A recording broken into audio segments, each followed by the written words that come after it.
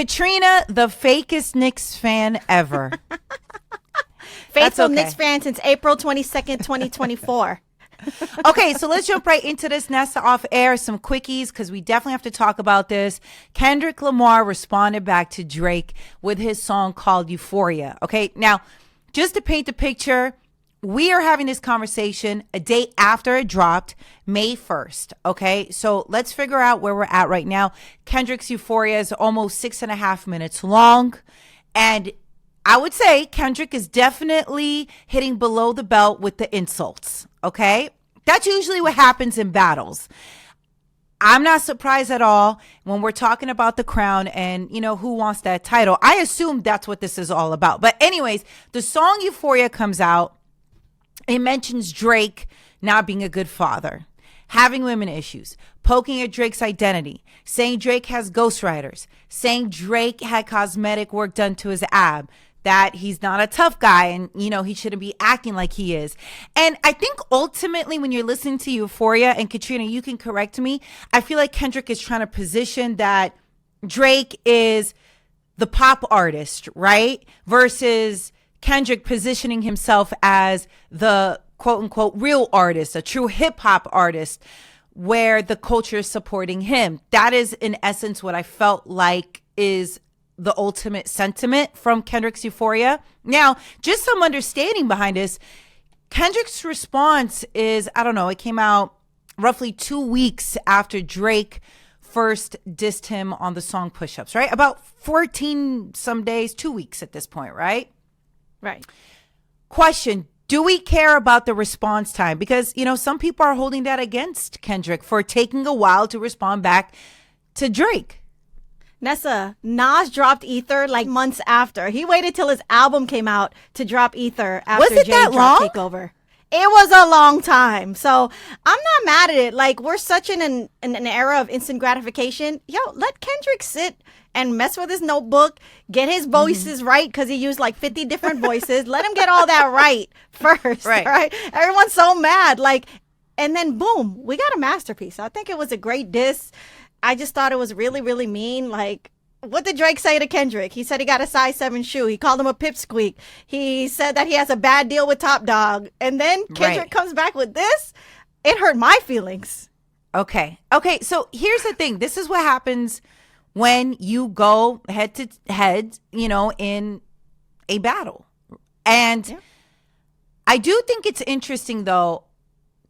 I'll save my thoughts on the actual body of work. But I do want to take a moment to say that, first off, I think when I'm looking online, it's easy to get swayed in who is winning in this situation, which we're going to break down, because what is winning in this situation? But the one thing I know that I did appreciate from Kendrick is the rollout Kendrick had, right? So he posted the song Euphoria directly from his Twitter account, which linked to his own YouTube account. And I feel like that left no room for any confusion on whether or not, was AI behind this? Who created this song? Is it even real? Because we saw that confusion happen with Drake when he put out his diss songs. People were confused. Is it real? Is it not? Was it AI? And then, people, regular consumers like myself, waiting to get some type of clarification. Then it was streamers involved saying that, yes, it was real, maybe based off their friendship. Who knows? It was a lot. It just felt overly complicated, which I feel took away from the actual songs that Drake put out. By the way, I know everybody's counting Drake out. I am not counting Drake out. I think Drake is with it. I think he wants whatever smoke comes from this, he is with it as far as music, right? Let's also clarify and be clear on that, because this is about the music and that's where it needs to be. And Katrina, you and I now remember the times when it wasn't. I mean, we were kids when, certain situations went too far. And people aren't here today because of those situations going too far. I hope that Drake and Kendrick continue to put it all in the music and in the lyrics. And I think that's, for us, you and I, just giving our opinions, I do think it's important to say that. I think it's okay to be responsible when having this conversation, that we just want it to be in the music. Because first off, they're two great artists. Phenomenal. They're the top of the top. Okay. Right. So we are really winning as consumers, as fans, because we get to see great artists in their element creating just great music, period. So anyways, back to Kendrick's Euphoria. In the beginning of the song, you hear some type of sampling, some type of verbiage, something said backwards.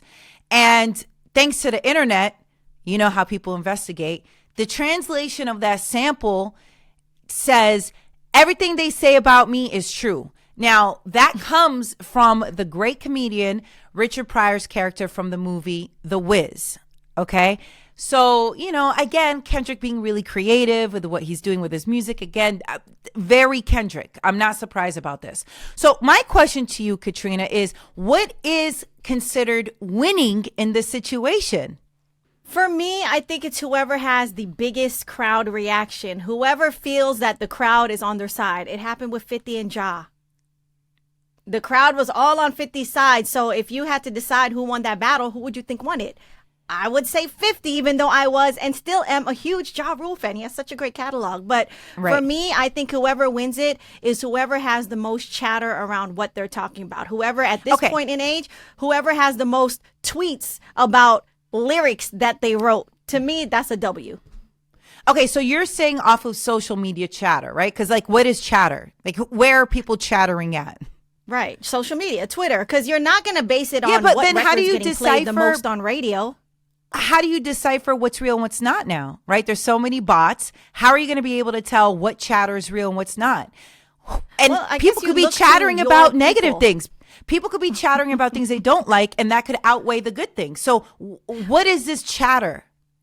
For me, it's the chatter of the people that you follow. So they're not bots, right? Like I follow X person and this person, that person, and I wait to see what their take is.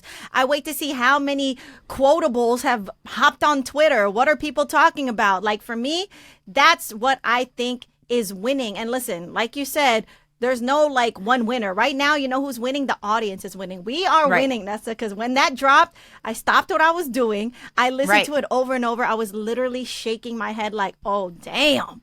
That's what I did. And I love it. Like me as just a consumer of music, of hip hop, I was so excited about it. Now, I don't know how Drake feels, but for me, that's how I felt. We're going to get to how Drake feels. I mean, he clearly addressed it, right? He posted something in his IG story. But before we get there, what would you say is the benchmark here? As far as winning. What? Winning. What does winning look like? The benchmark is whoever drops something and you have a good audience reaction. Like, okay, Drake dropped Tailor Made, right? Tailor Made was the song where he had an AI Tupac and an AI Snoop. That was, to me, a little 50-50. You had people that didn't love it and thought it was corny, and you had people thought that was great. Like, they're like, oh, this is so next level, right? So because it was 50-50 and had a lukewarm reception, I don't count that as a huge W for Drake in the battle. I think it's, part of his battle, but it's not like he won off that. Euphoria was a body blow. Push-Ups was a good hit. It was a body blow, too. So for me, whoever wins is whoever hits the knockout punch. So I think you're clearly saying Drake right now is not in the lead. If we are basing it on let's do push-ups versus Euphoria, I think Euphoria was a harder punch just because it was so aimed at Drake as a person. Sure. But do you think that's because Kendrick took a while to respond? So anything he does is going to be received on a different level? Where you see Drake really, I think he's enjoying his time. I think he's, okay, I'm going to put out push-ups. Oh, okay, Kendrick's taking a while to respond. What's going on over there? I'm going to put out tailor-made freestyle. And I'm so bored that I'm going to go ahead and use AI. Because to be honest, that is the time. We are in those times right now. So, I think I might have been one of the only people that defended Drake in that way, not because I thought the lyrics were like, whoa. I just think that he's reading the room, reading the times, and I think he's doing whatever he wants to do. That's the energy that I feel. Now, Euphoria, I think, is its own body, right? It's going to do what it's going to do. But I also feel like maybe Kendrick is getting that extra push behind him because people are just so desperate for anything from Kendrick. It does take Kendrick a little while to put stuff together, but that's also part of his genius and his creativity.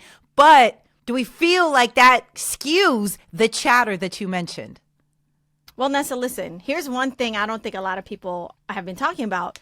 Kendrick dropped it yesterday on April 30th. That is National Honesty Day. So I don't know if he was waiting for this day to drop it because he's just being absolutely real. He was like, you know what?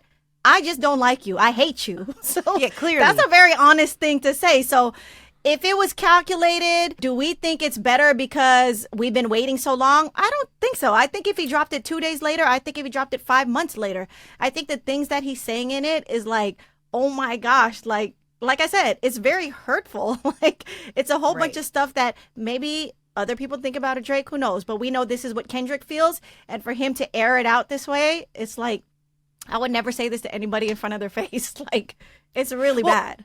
I think because we've seen Drake and Pusha T, right, go back and forth years ago. I think some of the content that people are hyper focused on within Euphoria, I feel like, I've seen people comment and say, hey, they've heard these disses before. Right. And I don't know if that takes away from, it being, what did you call it? A body blow? Is that what you called Euphoria? I called it a body blow. I called it a masterpiece. You called it? Wow. Okay. I liked it, Nessa. I liked it. I know you did. Okay. So here's the thing. And you're a fan of hip hop. So I get it. So you like, the and I like Drake. Yes. I also know this. Yeah. I want to be clear because you and we don't have a horse in this race, right? Like, I don't like that saying. Wow. You got it. For no, once. That's right. You finally got a metaphor right, Nessa. This is correct. For once. We don't have a horse in the race. I like Drake. I like Kendrick. I like them together. I like them apart. I like Poetic Justice. I like them together. Right. So here's the thing. Does the winning chatter that you're saying this, back and forth is going to be determined by, how long will that take? Is it going to be a couple more songs back and forth? When does this wrap up? I will say this. I don't think anybody's career is going to get decimated by by any song that either of the two of them put out. There's no way. Drake is Drake. What is he? One away from the Beatles. He said it. Drake is Drake and Kendrick is Kendrick. There's not one song that either of them could put out that could end their careers. So for the sake of the battle, it's whoever comes out with the hottest thing most recently. To me, that's what it is. Right now, Kendrick's up because he just dropped. Now, we'll see how Drake responds to it, but it has to be on par with Euphoria. Because to me, round one was push-ups versus Euphoria, right? It wasn't like that versus first-person shooter because we didn't even know they were beefing then, right? Now it's clear. Drake made push-ups for Kendrick and whoever else was trying to gang up on Drake. Kendrick made Euphoria for Drake. So that was literally, those are head-to-head. Right. So whatever Drake puts out has to be better than Euphoria, and then whatever Kendrick puts out has to be better than Drake's response to Euphoria, and that's how it keeps going. What? If you're not on par with that one, then you lost.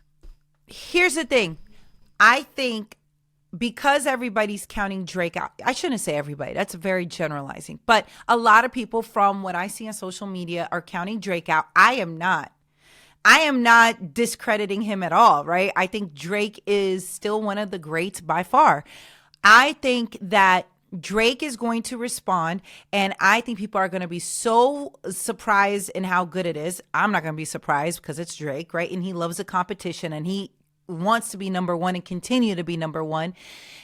I think that is enough in general. Like, I don't know if it's going to be a big sweep for Kendrick in this situation. I just don't. I don't see this being ether. I don't, because I think Drake is going to come through with something good.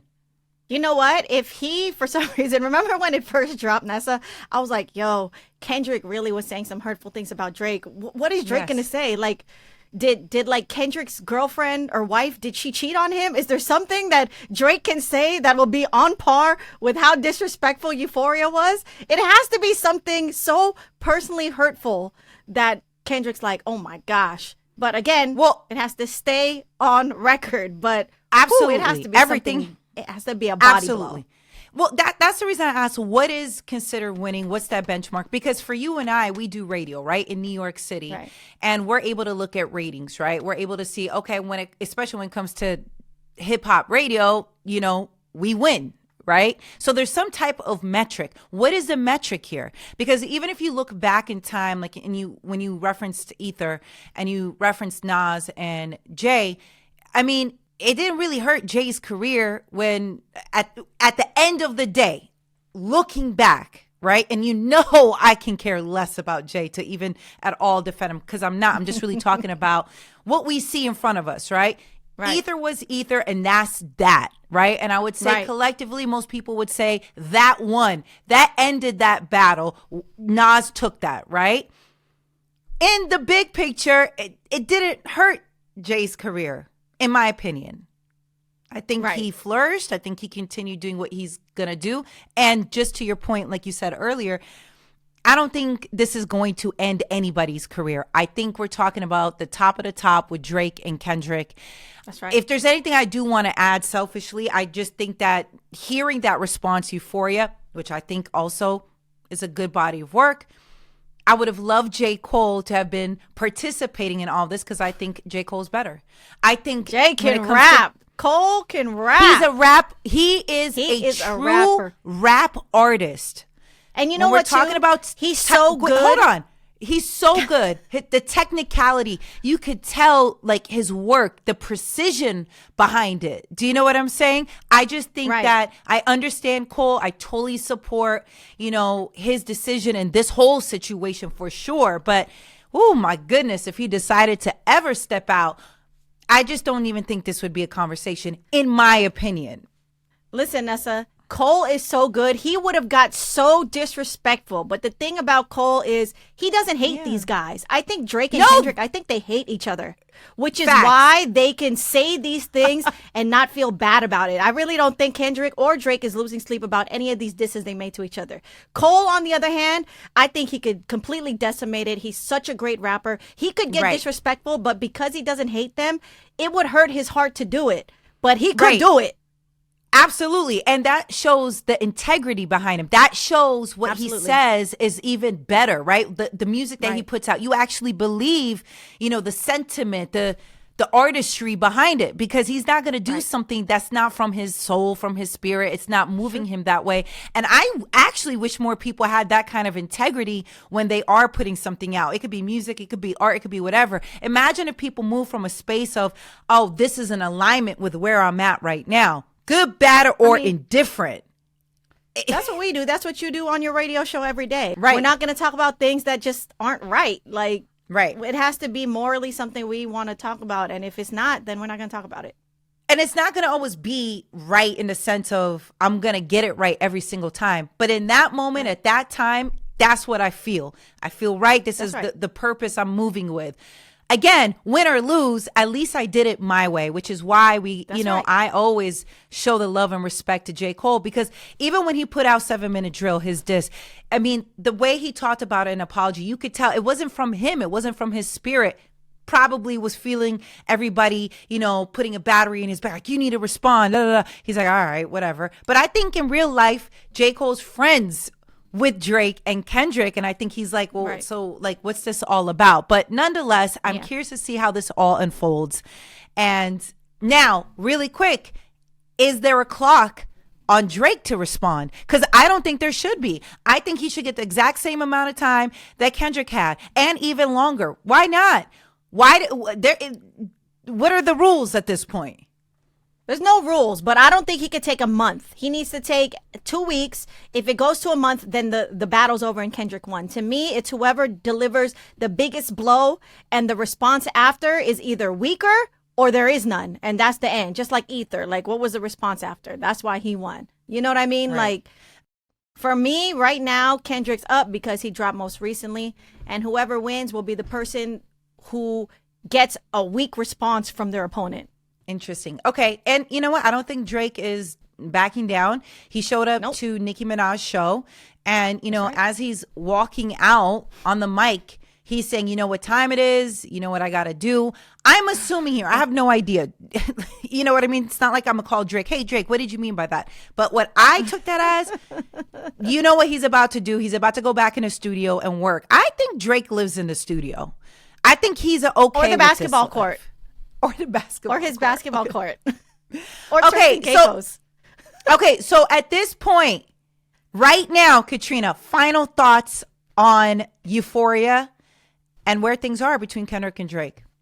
Kendrick is up. He's up. He's up. He's up. He was really disrespectful. He talked about his parenting. He talked about his identity. Like, how can you come back from that? You become a better parent? Hey, no problem. Then Drake's son win. Like, Kendrick's up, but I think Drake is not done. But Kendrick is up right now.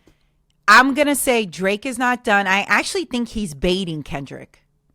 I think you think he got a bazooka waiting for him? I don't think he unleashed completely. I think he knows what people are expecting out of him. I think Drake can read the room clear. That's just my opinion. I could totally be wrong. I've been wrong a gazillion times before. But more importantly, for everybody who's tuning in right now, like I told you on my radio show, listen, you listen to the music for yourself. Take that time to digest it, especially Euphoria. It is a long song. Listen to it a couple times. Take the time to digest it. Same with Push-Ups. Same with Tailor Made Freestyle. Take the time. You listen to it. Come up with your own opinion and conclusion on it. And I think it's a reminder for everybody else who has an opinion. Great, but I also don't like the space where everybody's influencing one thought. Do you get what I mean? It's okay. We can have multiple thoughts. Many things can be true at the same time. So, take the time for you to check out the songs, listen to the lyrics, break it down, and really understand what's going on. Okay, so we're going to revisit. We got to keep up with Kendrick and Drake because I'm going to be honest, it's exciting musically what is happening. I love a good competition. Okay, perfect. So let's talk about Latto. Is she exposing the weakness in her relationship? And the reason I ask this is because she admits that she does not use the bathroom when she's taking a number 2, let's be specific, in front of her man. So Latto said that she actually runs downstairs. I'm assuming she uses a different bathroom. So do you think she's exposing her relationship? I don't know. It doesn't feel like maybe they're comfortable with each other all the way yet. Yeah. Is this a brand new relationship? Because I don't think it is, because she's been talking about him for a while. So to me, right, they are not being 100% real with each other, because let's be 100% real right now. Everybody uses the restroom. Everybody goes number 2. At some point in your relationship, you're going to have to not hide that, because if they can't accept you and the fact that your number 2 has a smell to it, then they're probably not the one for you. When was the last time you pooped in front of your man, Tone? You're probably so the fake. other day. And here's the thing. Let me tell you this. My daughter Amara, she walks in the room while I'm using it. So if Tone is in the bedroom while I'm in the bathroom, the door flies wide open. We've seen each other now at this point using the restroom, going number 2. Listen, he saw me give birth. And when women give birth, truth be things told, are happening. You're going number 2 at the same time. There's moments when that happens. And I remember looking at him when I did that, and I said, did I just do it? And then he did this to me. He said, and that was that. And we just kept it moving. And the nurse was so nice. She's all, listen, it happens. Cleaned it up right away, kept it moving. So I'm not trying to get too graphic, but this is all normal things that happen.